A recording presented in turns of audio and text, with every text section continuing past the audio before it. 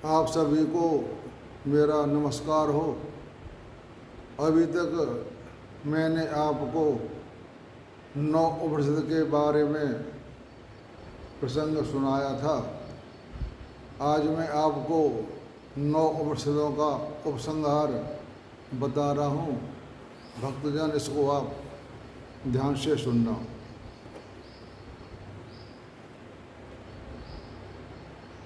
पांचों भूतों तथा अंतःकरण की उत्पत्ति का प्रतिपादन किया गया और गौण रूप से जीवात्मा की उत्पत्ति भी बताई गई।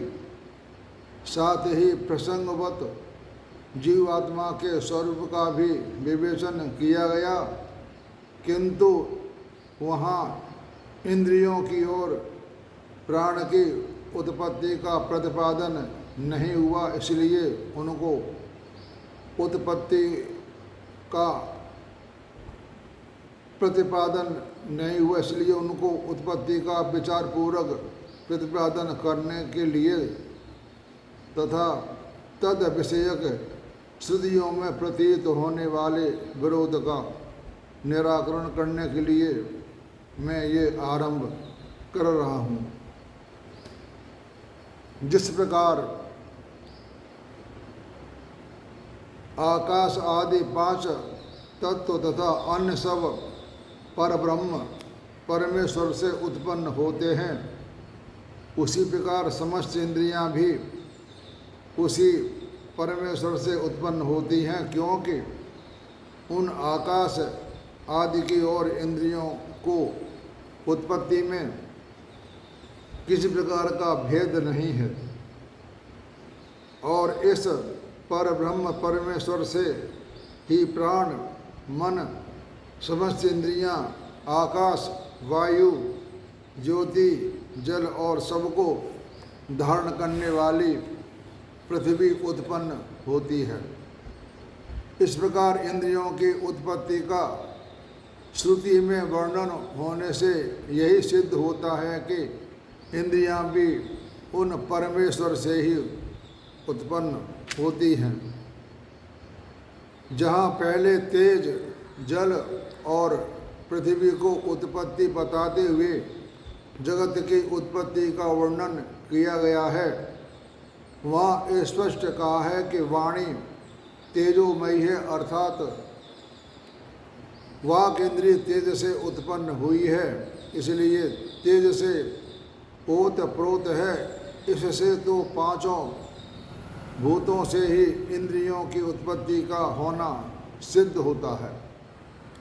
जैसा कि दूसरे मत वाले मानते हैं कि इन परिस्थितियों में दोनों स्थितियों की एकता कैसे होगी। इस जिज्ञासा पर कहते हैं कि भक्षण किए हुए तेज को जो सूक्ष्म अंश है वह एकत्र होकर वाणी बनता है, यानी अन्न खाने के बाद हम जिस तेज को सूक्ष्म अंश है वह एकत्र होकर के वाणी बन जाता है। इससे यह सिद्ध होता है कि पदार्थ का सूक्ष्म और वाणी को बलवान बनाता है, क्योंकि श्रुति से खाए हुए तेजस पदार्थों के सूक्ष्म अंश का ही ऐसा परिणाम बताया है। इसलिए जिसके द्वारा यह खाया जाए उस इंद्रिय का तेज से तत्व से पहले ही उत्पन्न सिद्ध हो जाता है। इस प्रकार यहाँ खाए हुए मन, अन्न से मन की और पिए हुए जल से प्राणों की उत्पत्ति बताई गई है। यानी प्राणों की उत्पत्ति खाए हुए अन्न से और मन से और पिए हुए जल से प्राणों की उत्पत्ति होती है, परंतु प्राणों के बिना जल का पीना ही सिद्ध नहीं होता, फिर उससे प्राणों की उत्पत्ति कैसे सिद्ध होगी। अतः जैसे प्राणों का उपकारी होने से जल को गौण रूप से प्राणों की उत्पत्ति हेतु कहा गया है, वैसे ही वाक् इंद्रियां का उपकारी होने से तेजस पदार्थों को वाक इंद्रिय की उत्पत्ति का हेतु गौण रूप से ही कहा गया है। इसलिए उसके द्वारा तेज आदि तत्वों से वाक आदि इंद्रियों की उत्पत्ति का कथन गौण है, यही मानना ठीक है। और ऐसा मान लेने पर श्रुतियों के वर्णन में कोई विरोध नहीं होता। श्रुति के द्वारा उन आकाश आदि तत्वों के पहले इंद्रियों की उत्पत्ति कही गई है, इसलिए तेज आदि की वाक आदि इंद्रियों की उत्पत्ति कहने वाली गौण है। वाणी का उत्पत्ति का वर्णन तीनों तत्वों में से उस ब्रह्म के प्रविष्ट होने के बाद उस प्रकरण में यह कहा गया कि इन तीन तत्व रूप देवताओं में जीवात्मा के सहित प्रविष्ट होकर उस ब्रह्म ने नाम रूपात्मक जगत की रचना की। जैसे ब्रह्मा, विष्णु, महेश ब्रह्मादि उत्पत्ति कारक है, विष्णु भगवान पालन करता है और हमारे रुद्र देवता शंकर महादेव संहार का कारक है। वहाँ जगत की उत्पत्ति ब्रह्म के प्रवेश पूर्वक बताई गई है, इसलिए भी यह सिद्ध होता है कि समस्त इंद्रियों की उत्पत्ति ब्रह्म से ही हुई है, तेज आदि तत्वों से नहीं। अतः तेज तत्व से वाणी की उत्पत्ति सूचित करने वाली श्रुति का कथन गौण है।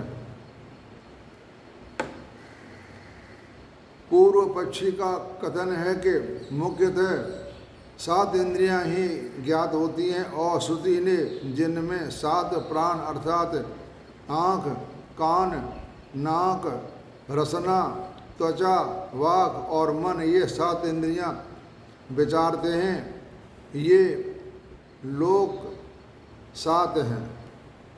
ऐसा कहकर इंद्रियों का 7 यह विशेषण दिया है, इससे यह सिद्ध होता कि इंद्रियां 7 ही हैं। हाथ, पैर इंद्रियां भी हाथ, पैर, उपस्थ और गुदा अन्य 4 इंद्रियों का वर्णन भी पूर्वोक्त 7 इंद्रियों के साथ साथ दूसरी श्रुति में स्पष्ट होता है। आपको आया समझ में 7 इंद्रियां क्या क्या होती हैं? आँख, कान, नाक, रसना यानी जीव, त्वचा, वाक और मन ये 7 इंद्रियां का ही उल्लेख बताया गया है। और जिस प्रकार इंद्रियों की उत्पत्ति परमेश्वर से होती है, उसी प्रकार 5 महाभूतों का भी सूक्ष्म रूप है, जिससे दूसरे दर्शनकारों ने परमाणु के नाम से कहा है तथा उपनिषदों में मात्रा के नाम से जिनका वर्णन है वे भी परमेश्वर से ही उत्पन्न होते हैं, क्योंकि वहाँ उनकी स्थिति उस परमेश्वर के आश्रित ही बताई गई है। कुछ महानुभावों का कहना है कि इंद्रियों का अणु परिणाम सिद्ध करने के लिए कहा गया है, किंतु प्रसंग में यह ठीक मालूम नहीं होता। तो इंद्रिय को अणु नहीं कहा जा सकता, क्योंकि वह शरीर के किसी एक देश में सूक्ष्म रूप से स्थित न होकर समस्त शरीर को आच्छादित किए हुए रहती हैं। इस बात का सबको प्रत्यक्ष अनुभव है। अतः विद्वान पुरुषों को इस पर विचार करना चाहिए। इंद्रियों को अणु बतलाने वाले व्याख्याकारों ने इस विषय में स्मृतियों का कोई प्रमाण भी उद्धत नहीं किया है।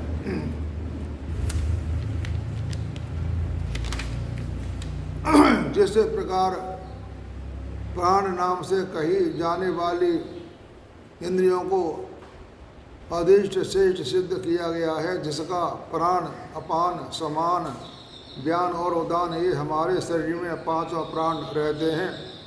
ये मुख्य प्राण भी इंद्रिय आदि की भांति परमेश्वर से ही उत्पन्न होती हैं, इसका समर्थन करते हैं। और जिस प्रकार इसके बाद मुख्य प्राण से श्रेष्ठता सूचित करने वाली एक कथा आती है, जो इस प्रकार है, ध्यान से सुनना। एक समय सब इंद्रियां परस्पर विवाद करती हुई कहने लगी कि मैं श्रेष्ठ हूँ, मैं श्रेष्ठ हूँ। अंत में वे अपना न्याय कराने के लिए प्रजापति के पास गईं। वहाँ उन सब ने उनसे पूछा कि भगवान, हम में सर्वश्रेष्ठ कौन है? तो प्रजापति ने कहा कि तुम में से जिसके निकालने से शरीर मुर्दा हो जाए वही श्रेष्ठ है। प्रजापति ने कहा कि शरीर में जिससे निकालने से मुर्दा हो जाता है वही श्रेष्ठ है। यह सुनकर वाणी शरीर से बाहर निकली, फिर चक्षु, उसके बाद स्रोत, यानी ये कहने के बाद शरीर से वाणी और आँख और कान ये सब बाहर निकल आए। इस प्रकार एक एक इंद्रिय के निकलने पर भी शरीर का काम चलता रहा, यानी उसका अंत नहीं हुआ। अंत में जब मुख्य प्राण ने शरीर से बाहर निकालने की तैयारी की, तब प्राण शब्द वाच्य मन सहित सब इंद्रियों को अपने अपने स्थान से विचलित कर दिया। यह देख वे सब इंद्रियां घबराईं और मुख्य प्राण से कहने लगी, तुम ही हम सब में श्रेष्ठ हो, तुम बाहर मत जाओ। सब इंद्रियों ने बोला कि प्राण तुम ही श्रेष्ठ हो, तुम शरीर से बाहर मत जाओ। इससे यह सिद्ध होता है कि जिस प्रकार वे स्वतंत्र नहीं हैं, जीवात्मा के अधीन हैं, उसी प्रकार मुख्य प्राण भी उसके अधीन हैं। इसलिए इंद्रिय अग्निग्रह की भांति शास्त्र में प्राणों को निग्रह करने का भी उपदेश है। और जिस प्रकार आँख आदि इंद्रियां रूप और आदि विषयों का ज्ञान कराने में करण है, इस प्रकार विषयों के उपभोग में करण न होने पर भी उसको जीवात्मा के लिए करण मानने में कोई दोष नहीं है, क्योंकि उन सब इंद्रियों को प्राण ही धारण करता है। यानी सब इंद्रियों को प्राण ही धारण करता है। प्राण के बगैर कोई इंद्रिय काम नहीं कर सकती। इस शरीर और इंद्रियों का पोषण भी प्राण ही करता है। प्राण के संयोग से ही जीवात्मा एक शरीर को छोड़कर दूसरे शरीर में प्रवेश करती है। इस प्रकार कर्ण भाव को दिखाया गया है कि इसके सिवा भी जहाँ तहाँ मुख्य प्राण का प्रकरण आया है, सभी जगह ऐसा ही बात कही गई है। और श्रुति में कहा गया है कि जगत कर्ता परमेश्वर परम देव ने विचार किया कि मैं बहुत हूँ, तब उसने तेज की रचना की, फिर तेज से विचार किया। इस वर्णन में भी जो तेज आदि तत्व में विचार करने वाला उनका अधिष्ठाता बताया गया है, जो यानी प्रधान मुखिया है, वह परमात्मा के ही है। क्योंकि इस जगत की रचना करके उसमें जीवात्मा के साथ साथ प्रवेश किया, इसलिए यही सिद्ध होता है कि परमेश्वर ने ही उन तत्वों में अधिष्ठाता रूप से प्रविष्ट होकर विचार किया, स्वतंत्र जड़ तत्वों से नहीं। और इन तीन तत्वों का उत्पन्न करने के बाद उस परमदेव ने विचार किया कि अब मैं जीवात्मा के सहित इन तीनों देवताओं में प्रविष्ट होकर नाना रूपों में प्रकट करूं। इस कथन से यह सिद्ध होता है कि जीवात्मा के सहित परमात्मा ने उन तत्वों में प्रविष्ट होकर जगत का विस्तार किया, और इसी प्रकार जगत की उत्पत्ति का वर्णन करते हुए तीसरे खंड में यह बताया गया है कि जीवात्मा को सहयोग देने के लिए जगत कर्ता परमेश्वर ने सजीव शरीर में प्रवेश किया, और दोनों पक्षियों की भांति एक ही शरीर रूप वृक्ष पर स्थित बताया गया है। और इस वर्णन से जीवात्मा और परमेश्वर इन दोनों का प्रत्येक शरीर में साथ साथ रहना सिद्ध होता है। इसलिए जीवात्मा को शरीर का अधिष्ठाता मानने में किसी प्रकार का विरोध नहीं है। इस जीवात्मा को नित्यता प्रसिद्ध होने के कारण उसकी उत्पत्ति का वर्णन करना ठीक है। मुख्य प्राण से यानी वे मन आदि 11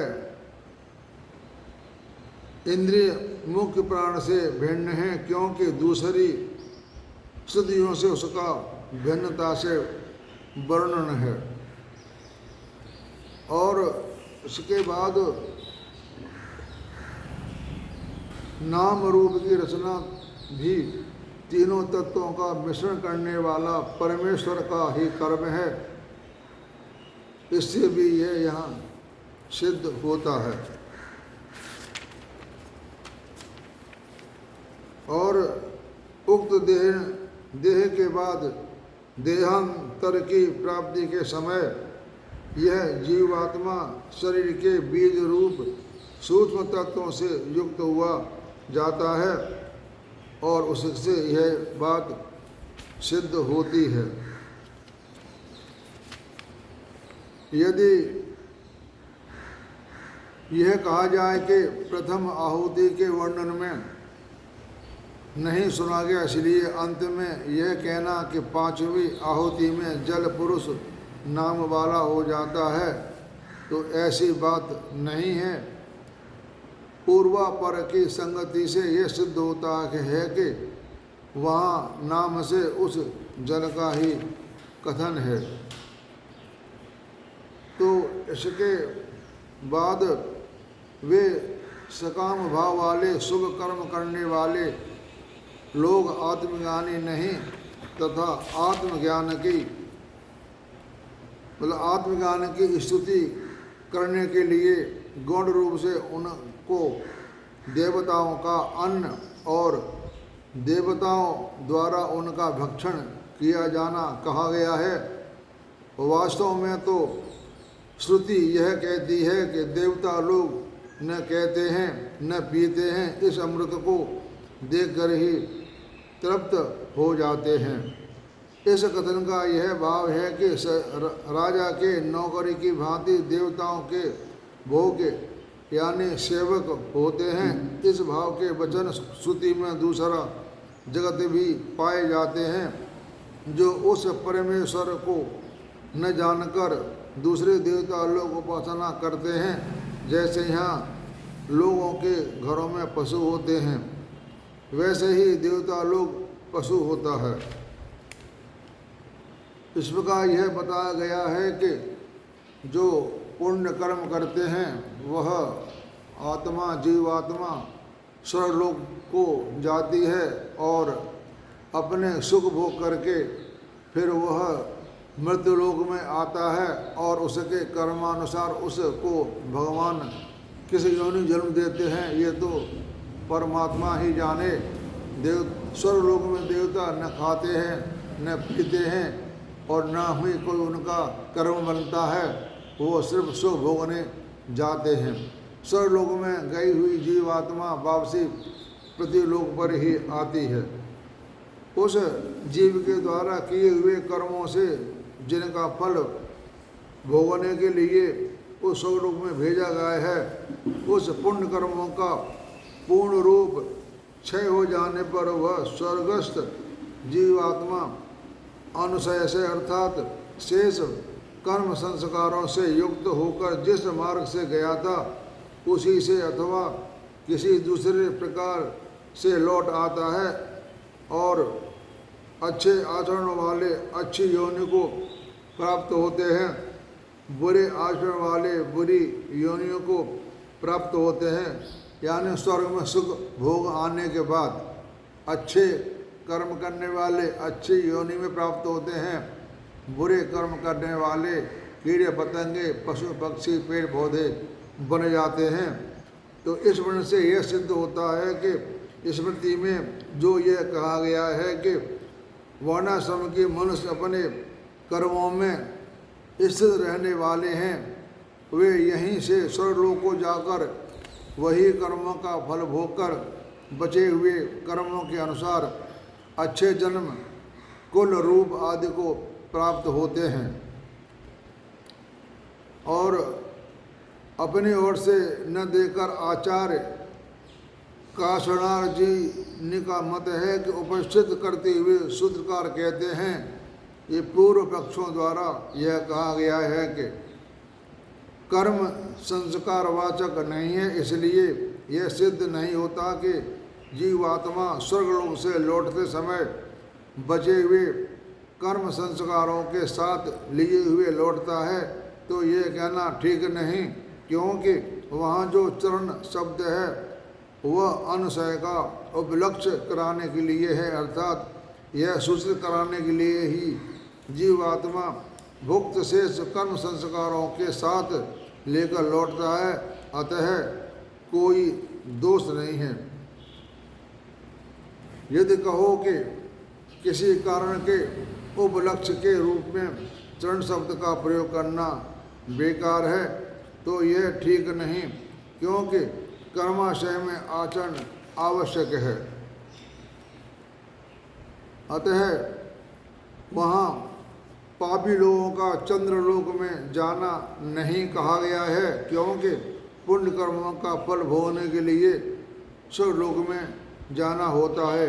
यानी कहने का मतलब यह है कि जो वो बुरे कर्म करते हैं वह स्वर्गलोक में नहीं जाते, वहाँ सिर्फ पुण्य कर्म करने वाले ही व्यक्ति जाते हैं। लेकिन जब वे अपना सुख भोग करके पृथ्वी लोक में आते हैं तो उनके पूर्वोक्त मन प्रारब्ध के कर्म जो बच जाते हैं उसी को अनुसार भगवान उनको किस योनि में जन्म देता है, यह उसी पर निर्भर रहता है। इसलिए यह बात समझनी चाहिए कि अच्छे कर्म करने वाले ही चंद्रलोक में जाते हैं, उससे भिन्न भी जो पापी लोग हैं वे अपने पाप कर्मों का फल भोगने के लिए यमलोक में जाते हैं। जो पापी लोग होते हैं वो यमलोक में जाते हैं, और जो शुभ कर्म करने वाले होते हैं वो स्वर्गलोक को जाते हैं। अतः वहाँ पाप कर्मों का फल भोग लेने के बाद उनका पुण्य कर्मानुसार गमनागमन यानी नरक से मृत्यु लोक में आना और पुनः नए कर्मानुसार स्वर्ग में जाना या नरक आदि अधोगति को पाना होता रहता है। उन लोगों की गति का ऐसा ही वर्णन श्रुति में देखा जाता है। अतः यह समझता है कि प्रत्यक्ष दिखने वाला लोक ही सत्य है, दूसरा कोई लोक नहीं। इस प्रकार मानने वाला मनुष्य बार बार मेरे बस में पड़ता है। इससे यह सिद्ध होता है कि शुभ कर्म करने वाले ही प्रत्ययान मार्ग से या अन्य मार्ग से स्वर्गलोक में जाते हैं और पापी लोग यमलोक में जाते हैं। देवता लोगों में यह शक्ति होती है कि अपना वो कोई रूप भी बना करके कहीं भी जा सकता है और कहीं भी आ सकता है, उसे कोई रोक टोक नहीं होती। वह जहाँ मर्जी जाए, जो मर्जी रूप बना ले, और वापस अपने चंद्रलोक में लौटने वालों की कर्मानुसार गति बताई गई है। इसलिए यहाँ कोई विरोध नहीं है। और इसके सिवा पाप कर्मों का फल भोगने के लिए पुराण में प्रधानता से रौरव आदि 7 नरकों का वर्णन किया गया है। यानी घोर नरक होता है। जीवात्मा जब अपने माता के गर्भ में 9 महीने तक वास करता है उसे रौरव कहते हैं, यानी घोर पाप। उन पाप कर्मों के स्वर्गगमन को तो संभावना ही नहीं की जा सकती। नरकों में चित्रगुप्त आदि दूसरे अधिकारी बताए गए हैं। फिर वह कैसे कहा कि पापी लोग यमराज के अधिकार में दंड भोगते हैं। इस पर कहते हैं कि यानी यमराज के नीचे चित्रगुप्त रहते हैं देवता, वही उनका निरीक्षण करते हैं और यातना भोगने के लिए जो रौरव आदि 7 नरक बताए गए हैं वे ही जो चित्रगुप्त आदि दूसरे अधिकारी हैं वे ही यमराज के आज्ञा अनुसार कार्य करते हैं। इसलिए उनका किया हुआ कार्य भी यमराज का ही कार्य है। अतः यमराज के अधिकारियों में पापियों के दंड भोगने की जो बात कही गई है उसमें कोई विरोध नहीं है। यानी जो चित्रगुप्त कार्य करते हैं वो यमराज की आज्ञा अनुसार ही काम करते हैं, वो अपनी मर्जी से काम नहीं कर सकते। और यहाँ जिज्ञासा होती है कि जीवों की 3 श्रेणियाँ बताई गई हैं। अंडज जो अंडे से उत्पन्न होते हैं, और जीवज जो जेर से उत्पन्न होते हैं, और उद्भिज पृथ्वी फोड़कर उत्पन्न होने वाले। किंतु दूसरे जगह जीव के 4 भेद सुने जाते हैं। यानी एक जीव अंडे से पैदा होता है, एक जीव जेर से पैदा होता है जैसे पशुओं के और हमारे माताओं के गर्भ से जेर से उत्पन्न होते हैं, और तीसरा उद्भिज जो पृथ्वी में फोड़कर उत्पन्न होने वाले होते हैं। किंतु दूसरी जगह जीवों के 4 भेद सुने जाते हैं। वह चौथा स्वदज अर्थात पसीने से हमारे अंदर जो जुएँ पैदा होते हैं उसे 4 जगह बताई गई हैं। इस प्रकार से जो पसीने से उत्पन्न होने वाले स्वेदज जीवों का वर्णन नहीं हुआ, उसका श्रुति में तीसरे नाम से कही हुई उद्भिज जाति में अंतर्भाव समझना चाहिए, क्योंकि दोनों ही पृथ्वी और जल के संयोग से उत्पन्न होते हैं। अब स्वर्गलोक से लौटने की गति पर विचार करने के लिए अगला प्रकरण आरंभ किया जाता है। ये मैं आपको पहले सुना चुका हूँ। और यहाँ जो आकाश वायु आदि बनकर लौटने की बात कही गई है, उस कथन से जीवात्मा उन तत्वों के रूप में परिणत होना युक्त संगत नहीं है, क्योंकि आकाश आदि पहले से विद्यमान है। यानी आकाश पहले से ही विद्यमान है, और जीवात्मा जब एक के बाद दूसरे भाव को प्राप्त हो जाते हैं उसके बाद भी वे आकाश आदि पदार्थ रहते ही हैं। इसलिए यही मानना युक्त संगत है कि वे उस आकाश आदि के सदृश आकार वाले बनकर लौटते हैं। उनका आकाश के सदृश सूक्ष्म हो जाना ही आकाश को प्राप्त होते हैं, यानी आकाश में ही मिल जाते हैं। इस प्रकार वायु आदि के विषय में भी समझ लेना चाहिए।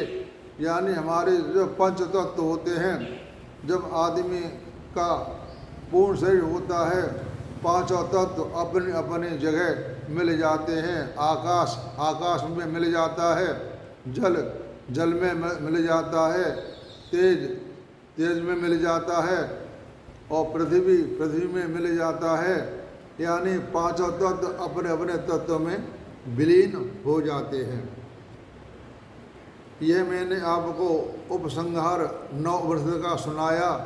आपको अच्छा लगे तो इसको ध्यान से सुनना और मनन करना, तो आपका कल्याण होगा, भगवान आपका भला करेंगे। अतः अब आप सबको मेरा नमस्कार। अब अपनी वाणी को मैं विराम देता हूँ। नमस्कार।